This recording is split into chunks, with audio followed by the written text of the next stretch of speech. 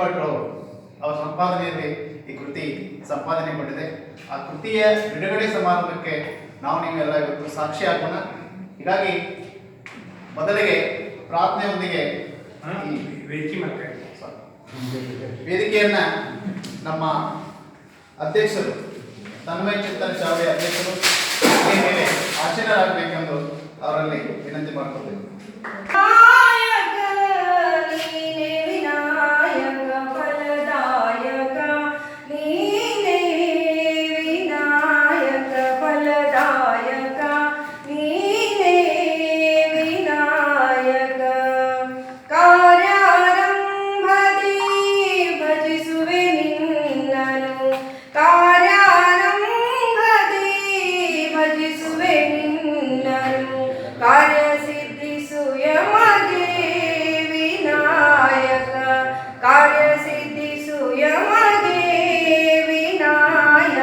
ಫಲದಾಯಕ ನೀನೇ ವಿನಾಯಕ ಫಲದಾಯಕ ನೀನೇ ವಿನಾಯಕ ವಿದ್ಯಾರಂಭದಿ ಭಜಿಸುವೆ ನಿನ್ನನು ವಿದ್ಯಾರಂಭದಿ ಭಜಿಸುವೆ ನಿನ್ನನು ವಿದ್ಯೆ ಪಾಲಿಸು ಯಮಗೆ ವಿನಾಯಕ ವಿದ್ಯೆ ಪಾಲಿಸು ಯಮಗೆ ವಿನಾಯಕ ಫಲದಾಯಕ ನೀನೇ ವಿನಾಯಕ ಫಲದಾಯಕ ನೀನೇ ವಿನಾಯಕ ಭಜನಾ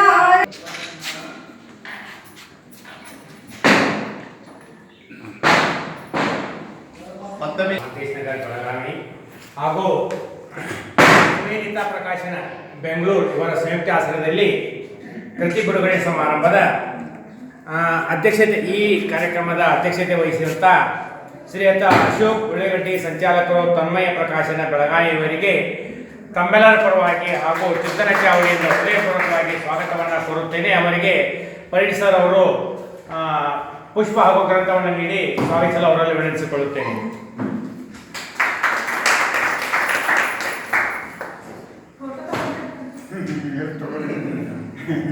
ಇವತ್ತಿನ ಬರ್ರಿ ಸರ್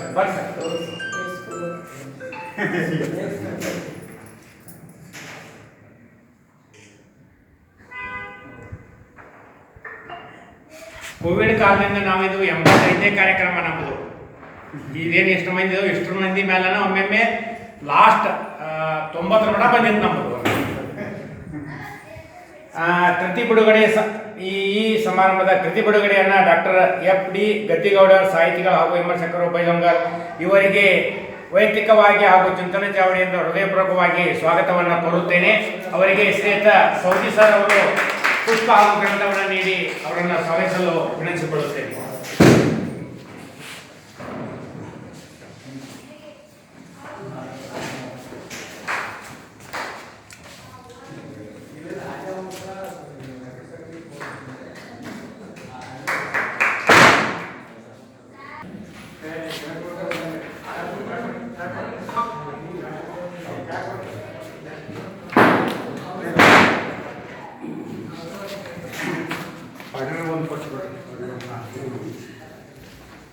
ನಾನು ಕೊಡ್ತೀನಿ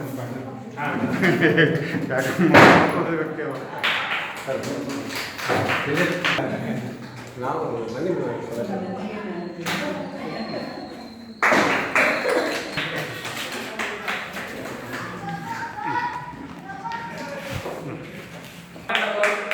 ಅವರಿಗೆ ಪ್ರೊಫೆಸರ್ PB ಮಠಪತಿ ಸರ್ ಅವರು ಪುಷ್ಪ ಹಾಗೂ ಗ್ರಂಥವನ್ನು ನೀಡುವುದರ ಮೂಲಕ ಸ್ವಾಗತಿಸಲು ವಿನಂತಿಸಿಕೊಳ್ಳುತ್ತೇನೆ.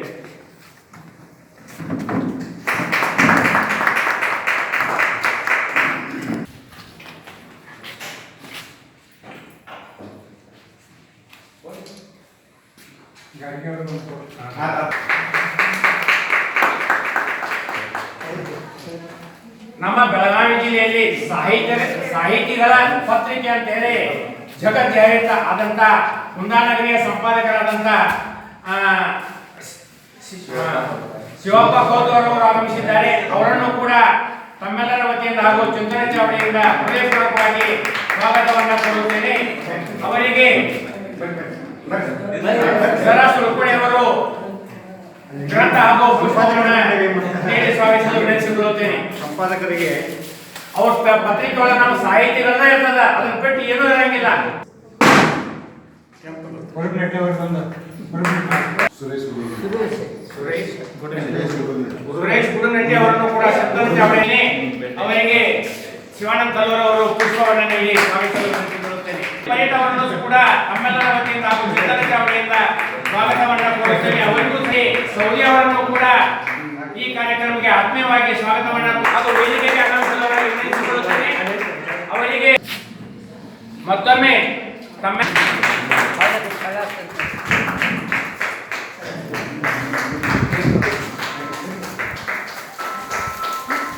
ಮಿಂಚೆ ಒಂದು ದೊಡ್ಡ ಮಿಂಚು ಅನ್ನೋದು ನಮಗೆಲ್ಲ ಗೊತ್ತು, ಗುಡುಗು ಶೆಡಲಿಂದ ಹುಟ್ಟುವಂಥದ್ದು.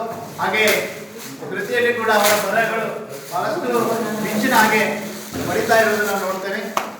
ಕೃತಿ ಉದಾಹರಣೆ ಮಾಡಿದ್ರೆ ಜೋರಾದ ಚಪ್ಪಾಳೆಯೊಂದಿಗೆ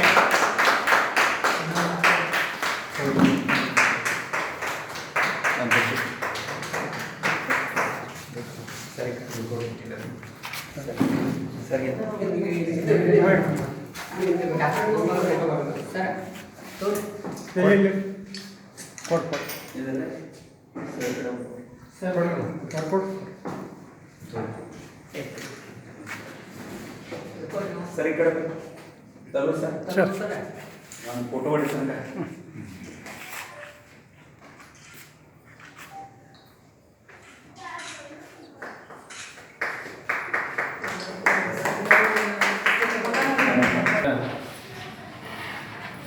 ಅತ್ಯಂತ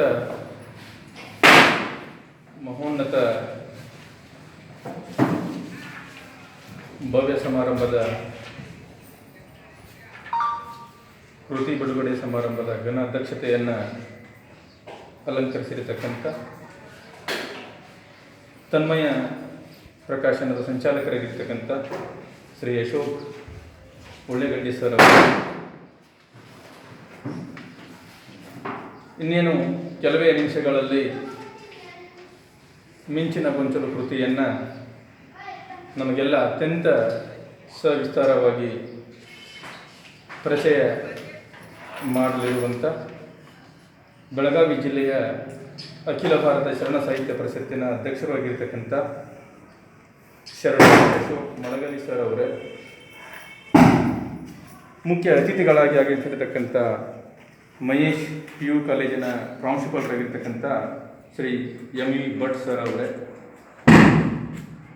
ವೇದಿಕೆಯ ಮೇಲೆ ಉಪಸ್ಥಿತರಿರ್ತಕ್ಕಂಥ ಬೆಳಗಾವಿಯ ನಿವೃತ್ತ ತಹಶೀಲ್ದಾರ್ ಆಗಿರತಕ್ಕಂಥ ಶ್ರೀ ಶಶಿಕಾಂತ್ ಮುಂಡಕಲ್ಲೆ ಸರ್ ಅವರೇ, ಜೊತೆಗೆ ಕಾರ್ಯಕ್ರಮವನ್ನು ಅತ್ಯಂತ ಅಚ್ಚುಕಟ್ಟಾಗಿ ನಿರೂಪಣೆ ಮಾಡುತ್ತಿರುವಂಥ ಆತ್ಮೀಯ ಸ್ನೇಹಿತರಾಗಿರ್ತಕ್ಕಂಥ ಡಾಕ್ಟರ್ ಆಬಾ ಇಟಗಿ ಅವರೇ, ಜೊತೆಗೆ ಈ ಕಾರ್ಯಕ್ರಮವನ್ನು ಅತ್ಯಂತ ವಿಶೇಷವಾಗಿರ್ತಕ್ಕಂಥ ರೀತಿಯಲ್ಲಿ ಸಂಯೋಜಿಸಿ ಎಲ್ಲರನ್ನ ಅತ್ಯಂತ ಪ್ರೀತಿಯಿಂದ ಈ ಒಂದು ಸುಂದರ ಸಂಗಮಕ್ಕೆ ಬರಮಾಡಿಕೊಂಡಿರ್ತಕ್ಕವರೇ ಮಲ್ಲಿಕಾರ್ಜುನ್ ಜುಪ್ರಿ ಸರ್ ಅವರೇ, ಬಾಳಗೌಡ ಡೊಂಬರ್ಗಿ ಸರ್ ಅವರೇ ಹಾಗೂ ಡಾಕ್ಟರ್ ಸುನೀಲ್ ಪರೀಡ್ ಸರ್ ಅವರೇ, ಅವರಿವರೆನ್ನದೇ ಈ ವೇದಿಕೆ ಮೇಲೆ ಉಪಸ್ಥಿತರಿರ್ತಕ್ಕಂಥ ಎಲ್ಲ ಗಣ್ಯಮಾನ್ಯರೇ, ಶ್ರೇಷ್ಠ ಸಾಹಿತಿಗಳಾಗಿರ್ತಕ್ಕಂಥ ಹಿರಿಯ ವಿಮರ್ಶಕರಾಗಿರ್ತಕ್ಕಂಥ ಅತ್ಯಂತ ಹೆಸರಾಂತ ನಮ್ಮೆಲ್ಲರ ಭಾವಿಸಿಕೊಂಡು ಒಂದೆರಡು ಮಾತುಗಳನ್ನು ತಮ್ಮ ಜೊತೆಗೆ ಹಂಚಿಕೊಳ್ಳೋದಕ್ಕೆ ಇಷ್ಟಪಡ್ತಾ ಇದ್ದೇನೆ. ಬಂಧುಗಳೇ, ನಾವೆಲ್ಲ ಎರಡು ಮಾತನ್ನು ಬಹಳಷ್ಟು ಕೇಳಿದ್ದೀವಿ. ಒಂದು ಮುತ್ತಿನ ಗೊಂಚಲು ಅಂತಕ್ಕಂಥದ್ದು, ಬಿಟ್ಟರೆ ಹೂವಿನ ಗೊಂಚಲು ಅಂತಕ್ಕಂಥದ್ದು. ಆದರೆ ನಾನು ಹೊಸದಾಗಿ ಕೇಳ್ತಕ್ಕಂಥ ಒಂದು ಪದ ಅದು ಮಿಂಚಿನ ಗೊಂಚಲು ಅಂತಕ್ಕಂಥದ್ದು. ಸಂಪಾದಕರು ಬಹಳಷ್ಟು ಅರ್ಥಪೂರ್ಣವಾಗಿರ್ತಕ್ಕಂಥ ಔಚಿತ್ಯಪೂರ್ಣವಾಗಿರ್ತಕ್ಕಂಥ ಶೀರ್ಷಿಕೆಯನ್ನು ಆಯ್ದ ಕೃತಿಗಳ ವಿಮರ್ಶೆಗೆ ಇಟ್ಟಿದ್ದಾರೆ ಎಂದು ನಾವು ಈ ಸಂದರ್ಭದಲ್ಲಿ ಸಂತೋಷವನ್ನು ಪಡೆಯಬೇಕಾಗತ್ತೆ ಅಂತಕ್ಕಂಥದ್ದು. ತಮಗೆಲ್ಲ ಗೊತ್ತಿರುವಂತೆ ಮಿಂಚು ಅನ್ನತಕ್ಕಂಥದ್ದು ನಮಗೇನು ಹೊಸದಲ್ಲ. ಯಾಕೆ ಹೊಸದಲ್ಲ ಅಂತಂದರೆ ಈ ಮಳೆಗೆ ಇಳೆ ಸುರಿಯುವ ಸಂದರ್ಭದಲ್ಲಿ, ಈ ಭೂಮಿಗೆ ಇಳೆಗೆ ಮಳೆ ಸುರಿಯುವ ಸಂದರ್ಭದಲ್ಲಿ ಏನಾಗತ್ತಂದರೆ ಕಾರ್ಮೋಡ ಕವಿದಿರತಕ್ಕಂಥ ಸಂದರ್ಭ, ಆ ಕವಿದ ಕಾರ್ಮೋಡದಲ್ಲಿ ಏನಾಗುತ್ತದೆ, ಮಿಂಚು ಕಾಣಿಸಿಕೊಳ್ಳುತ್ತದೆ ಅಂತಕ್ಕಂಥದ್ದು ಏನು ಹೊಸ ಅನುಭವ ಅಲ್ಲ, ಎಲ್ಲರಿಗೂ ಗೊತ್ತಿರತಕ್ಕಂಥದ್ದೇ. ಅದನ್ನು ಯಾಕೆ ನಾ ಮಾತಾಡ್ತೀನಿ ಅನ್ನೋದು ಆಮೇಲೆ ಗೊತ್ತಾಗತ್ತೆ. ಏನು ಇಳೆಗೆ ಮಳೆ ಸುರಿಯುವ ಸಂದರ್ಭದಲ್ಲಿ ಬಹಳಷ್ಟು ದಟ್ಟವಾಗಿರತಕ್ಕಂಥ ಕಾರ್ಮೋಡ, ಆ ಕಾರ್ಮೋಡದಲ್ಲಿ ಏನಾಗುತ್ತೆ ಅಂದರೆ ಮಿಂಚು ಕಾಣಿಸಿಕೊಳ್ಳುತ್ತೆ. ಮಿಂಚು ಕಾಣಿಸಿಕೊಂಡಾಗ ಏನಾಗುತ್ತದೆ, ಇಡೀ ಭೂಮಿಗೆ ಬೆಳಕು ಬಂದು ಬಿಡುತ್ತದೆ ಅಂತಕ್ಕಂಥದ್ದು. ಎಷ್ಟು ಪ್ರಕಾಶಮಾನವಾಗಿರ್ತಕ್ಕಂಥ ಹರಿತವಾಗಿರ್ತಕ್ಕಂಥ ಬೆಳಕನ್ನು ನಾವು ಕಾಣ್ತೀವಿ ಅಂತಂದರೆ ಅದು ನಮ್ಮ ಕಣ್ಣು ದೃಷ್ಟಿಯನ್ನೇ ಪೂರೈಸಿ ಬಿಡುತ್ತದೆ. ಕೇವಲ ಒಂದು ಮಿಂಚಿನ ಬಗ್ಗೆ ಮಾತಾಡ್ತಾ ಇದ್ದೀನಿ ನಾನು.